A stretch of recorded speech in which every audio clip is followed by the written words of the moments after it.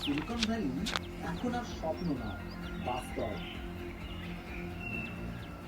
বাংলার মাটিতে ফিরছে শিল্প, ভিড় জমাচ্ছে লগ্নিপতিরা।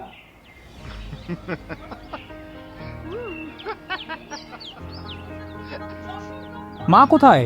মা, ও মা, বল। আরে তাড়াতাড়ি আসো এখানে আগে।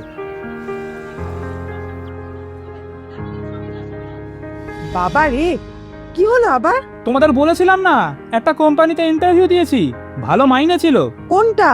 যেটাই বলেছিলি বাকিগুলোর থেকে বেশি মাইনে দিচ্ছে?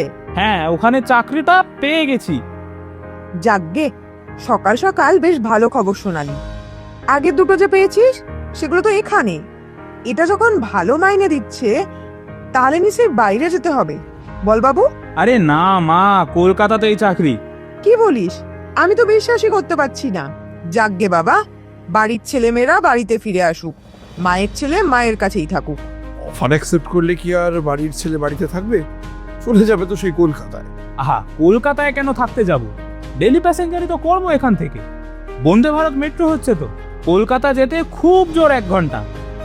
বাবা, তুমি এত ভয় পাচ্ছ কেন বলো তো? এখন আর আগের দিন নেই, এখন বাংলায় বিজেপির সরকার। চিন্তা করো না, আমি ভালো টাকার চাকরিও এখানে করব, তোমাদের খেয়ালও রাখবো। তোমাদের ছেড়ে আমায় কোথাও চলে যেতে হবে না আর।